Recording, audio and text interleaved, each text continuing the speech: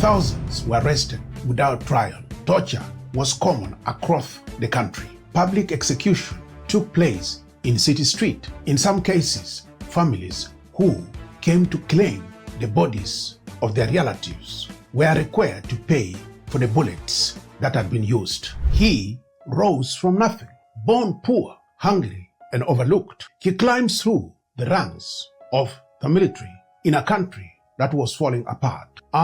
Then he seized the most powerful position in all of Ethiopia. For a brief moment, some people called him a revolutionary, a man of the people, a leader who will break the old order and bring equality to millions.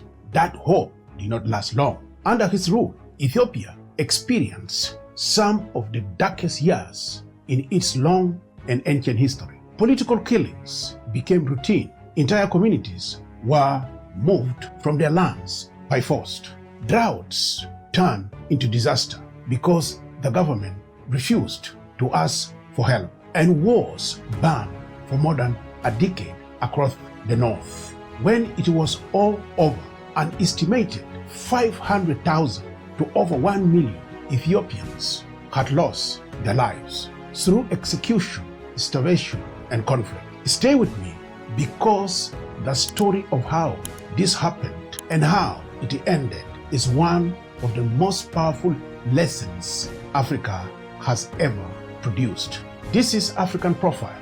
We place Africa at the center of global affairs with stories that inspire and educate. Mengistu Hailemariam was born in the late 1930s. His exact birth year is listed differently in different records. Some say in 1937, others say 1941. What is agreed upon is that he was born into poverty in a rural part of Ethiopia. His earlier years were not easy. Food sometimes scarce, work was hard, opportunity were few. Ethiopia at that time was a deeply divided society. At the top sat the emperor and the nobles. Below them were the landowners. At the very bottom were the peasants. Mengistu grew up at the bottom layer.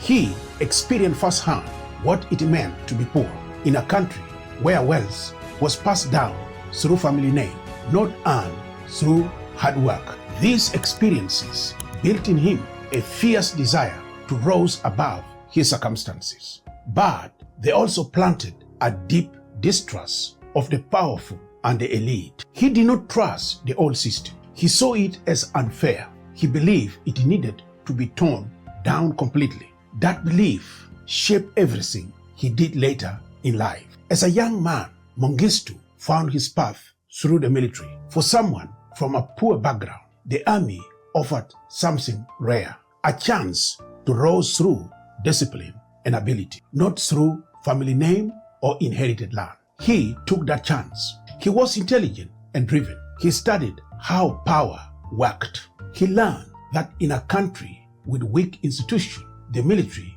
was the most organized body. For someone with ambition, the military was the key to everything. And the moment he reached the top of the military, he made choices that would cost Ethiopia everything. By the early 1970s, Ethiopia was in serious trouble. Emperor Haile Selassie had ruled for decades. Internationally, he was seen as a symbol of African independence. But inside Ethiopia, the reality was different. His government was deeply corrupt. The land system gave enormous wealth to a small group of nobles, while millions of farmers lived in poverty on land they did not own. Then came the famine of 1973 and 1974. Large parts of northern Ethiopia suffered devastating crops failures. Hundreds of thousands of people faced starvation, and the imperial government tried to hide it. People continued to die while the palace maintained silence. When news of the famine finally broke, the anger inside Ethiopia was overwhelming. Students, workers, teachers, and military officers were furious. How could the government ignore dying people? How could the emperor hold celebrations while children starved. That anger became the fuel for revolution. In 1974, a committee of military officers came together. They called themselves the Derg, which means committee, the Amharic language. Their goal was to remove the emperor. Haile Selassie was removed from power in September 1974. He died the following year in 1975 under circumstances that were never fully explained. Ethiopia had just experienced its first revolution in modern history. The Derg was not a single leader with a clear plan. It was a large committee of officers with different ideas. From the very beginning, the question of who would lead was not settled. Several figures competed for influence. There were senior officers who believed in a gradual change. There were moderates who wanted to work with civilians. And then there was Mengistu Hailemariam, younger, lower in rank, but more ruthless and more determined than anyone around him. Mengistu understood something the others did not. In a revolutionary moment, power goes to those willing to act fast. While others debated, Mengistu moved. He built alliances. He identified rivals. And then, one by one, he eliminated them. In February 1977, Mengistu made his first decisive move.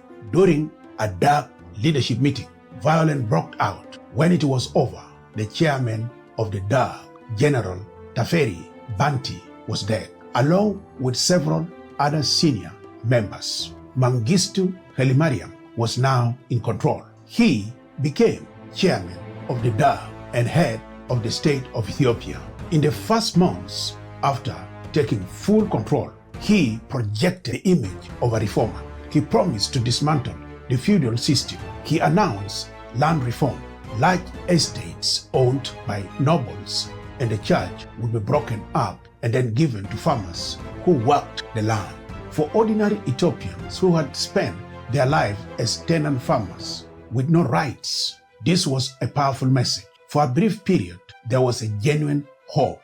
But that hope did not last long, because behind the speeches and the promises, Mengistu was building something else entirely, something built on fear.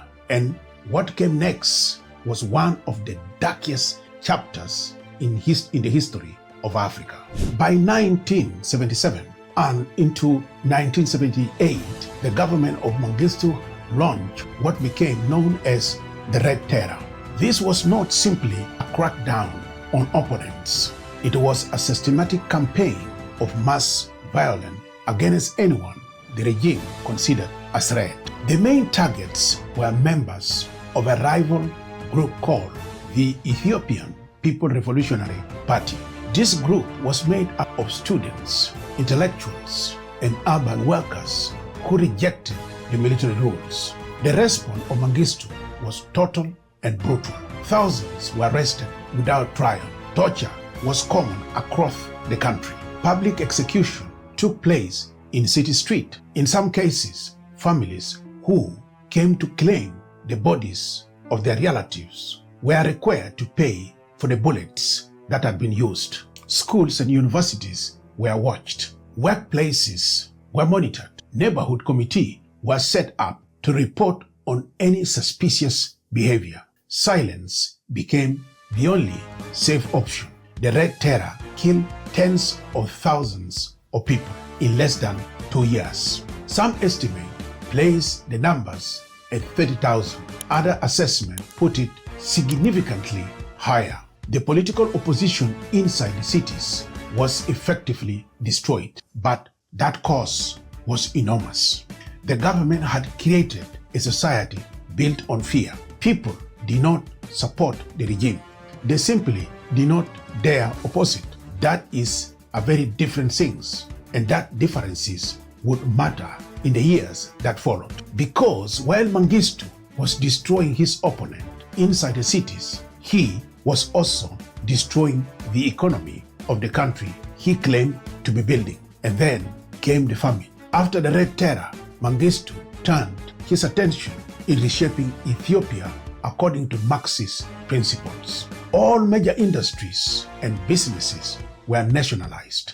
Farmers were pushed into collective farms controlled by the state. These policies came from ideology, not from practical knowledge. The people implementing them were military officers and political appointees, not farmers or economists.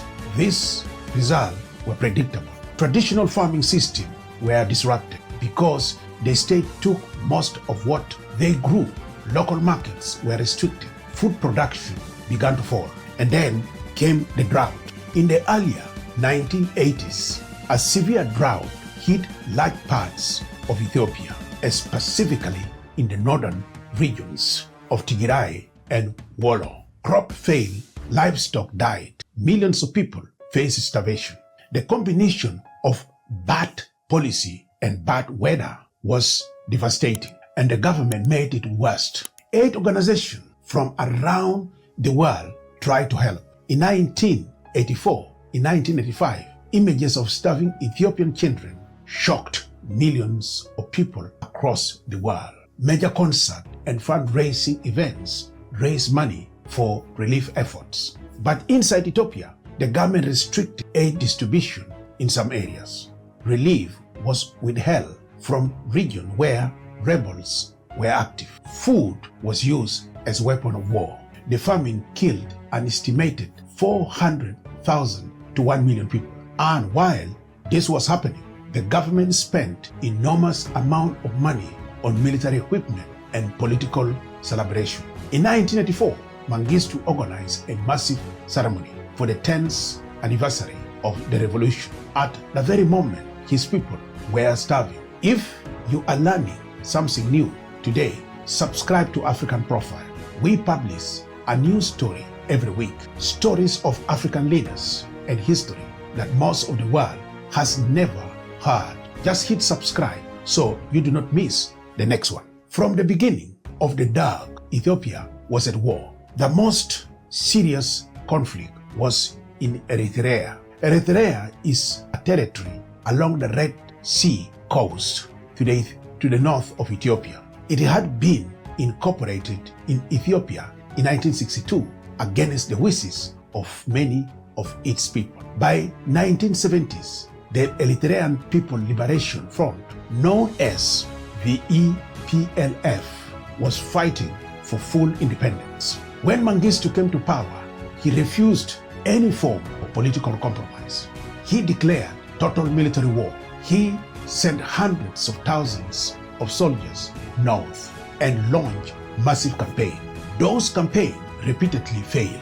The EPLF fighters were determined, disciplined, and motivated. They knew the terrain.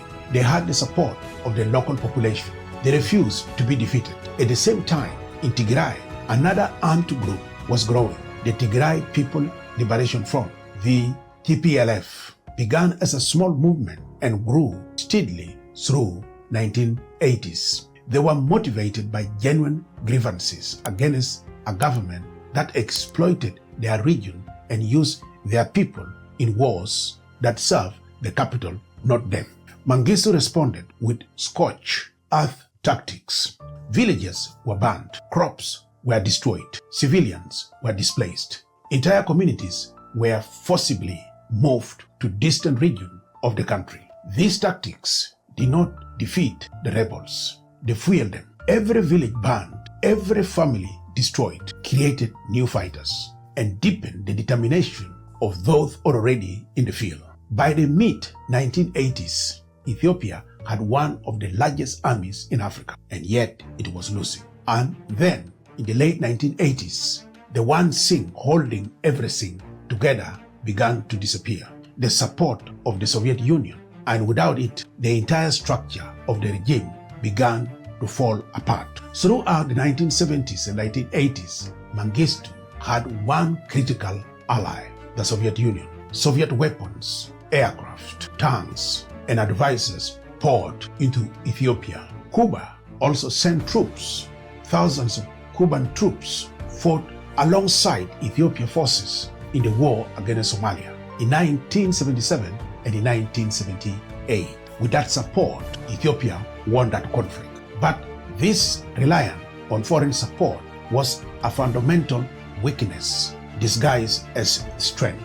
In the late 1980s, the Soviet Union began to change. Mikhail Gorbachev introduced a new policies. The Soviets began pulling back from expensive commitments around the world.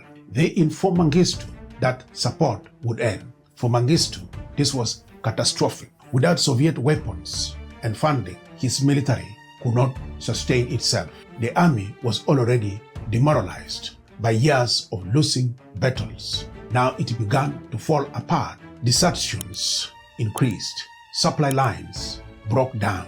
Morale collapsed. Mengistu tried to find other sources of support. He even attempted to improve relations with the West in his final years, but it was too late. The foundation of his power was crumbling. By 1999, the situation for the regime was beyond repair. The EPLF had gained control of almost all parts of Eritrea.